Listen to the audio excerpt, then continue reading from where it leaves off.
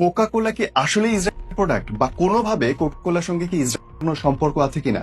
কোকের last বিজ্ঞাপনটা বন্ধ হওয়ার পর থেকে, বিতর্ক শুরু হওয়ার পর থেকে, ওই বিজ্ঞাপনে একটা লাইন ছিল, আমরা খুঁজে দেখি না কেন, কেন গুগল করি না। আমি তারপরে গুগল করেছি এবং কোক সম্পর্কে এমন দারুণ সব তথ্য আপনাদেরকে আমি আজকে জানাবো, যেটা শুনলে আপনার মাথাটা আরো বেশি গরম হয়ে উঠবে এবং আপনার মনে হবে ও মাই গড, আসলেই এত বেশি কিছু। চলুন তাদের কথা অনুযায়ী গুগলে গিয়েছি এবং তাদের কথা অনুযায়ী কি কি পেয়েছি সেটা আমি আপনাকে পড়ে পড়ে শোনাই। Just listen carefully. Coca Cola ইসরায়েলের কট্টর সমর্থক। 1997 সালে ইসরায়েল সরকার অর্থনীতি কমিশন গত 30 বছর ধরে ইসরায়েলকে আকুণ্ঠ সমর্থন এবং ইসরায়েলের আরব লীগ বয়কট মেনে চলার অস্বীকার করার জন্য ইসরায়েল ট্রেড অ্যাওয়ার্ড কোকা কোলাকে সম্মানিত করা হয়। আপনি বুঝতে পারছেন, 30 বছর ধরে ইসরায়েলকে আকুণ্ঠ সমর্থন করার জন্য ইসরায়েল সরকারের তরফ থেকে কোকা কোলাকে অ্যাওয়ার্ড প্রদান করা হয়। এটা 1997 সালে ইসরায়েল সরকারের অর্থনৈতিক কমিশন করে।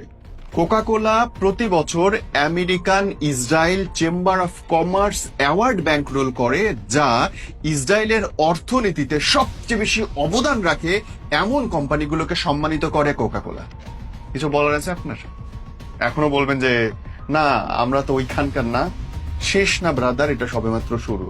2009 সালে অবিলম্বে যুদ্ধবিরতি এবং গাজায় ইসরায়েলে সামরিক হামলার ধারাবাহিকতাকে সমর্থন করার জন্য জাতিসংঘের আহ্বান প্রত্যাখ্যান করার জন্য সিনেটর লবিং করার জন্য কোকা কোলা একটি স্পন্সর্ড অ্যাওয়ার্ড ইসরায়েলের লবি AIPAC কে দেওয়া হয়েছিল। মানে যেন ওই সিনেটররা জাতিসংঘকে বোঝাতে সক্ষম হয় এবং ওখানটা লবি করে যে যেই হামলাটা হচ্ছে ফিলিস্তিনিতে সেটা যেন বন্ধ না করা হয়, সেটা যেন চলতে থাকে।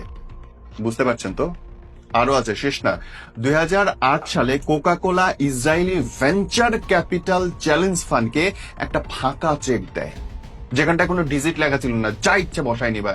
এখানটাই শেষ না। 2009 সালে Coca Cola brigadier general Ben এলিসকে সম্মাননা জানাতে কোকা কোলা বিশ্ব সদর দপ্তরে একটি বিশেষ সম্বর্ধনার আয়োজন করে। বেন এলিজার হচ্ছে সেই ব্যক্তি যিনি 6 দিনের যুদ্ধে 300টিরও বেশি মিশরীয়কে শিরোচ্ছেদ করে একদম গলা কেটে হত্যা করেছিল। সেই মানুষকে তারা কোকা কোলা তাদের সদর দপ্তরে ডেকে এনে অ্যাওয়ার্ড দেয়, সম্মাননা জানায় সারা বিশ্বের সব প্রতিনিধিদের সামনে, কোকের প্রতিনিধিদের সামনে। আপনি বুঝতে পারছেন? শুধু তাই না বস, ইসরায়েল যেই ভূমিটা দখল করে রেখেছে সেই ভূমিতে কোকা কোলা তাদের ফ্যাক্টরি দিয়েছে, গবেষণার ফ্যাক্টরি, উৎপাদনের ফ্যাক্টরি। মানে যেটাতে আমেরিকা নিজেও বলে যে না এটাতে ঠিক না, এইখানটা তোমার ফ্যাক্টরি দিতে পারবে না, সেইখানটাতে কোক নিজে ফ্যাক্টরি করেছে এবং সেটা মূলত ফিলিস্তিনের জায়গা। সারা দুনিয়ার সবাই বলে এটা ফিলিস্তিনের জায়গা এবং তারই জন্য তুরস্কে কিন্তু পার্লামেন্টের মধ্যে কোক এবং অন্যান্য সব বেচা বিক্রি নিষিদ্ধ। বস, এই যে তথ্য আপনাদের বলার পর থেকে আমি ঢুকেছি এবং আমার ঢোকার পরে মনে হয়েছে ভালোই তো বলছেন আপনারা, মানুষ এগুলো জানে না, জানানো দরকার। আপনারা ভালো করছেন, আপনারাই বলছেন যে খুঁজে দেখো কোকা কোলা আসলে কোন দেশের কোম্পানি।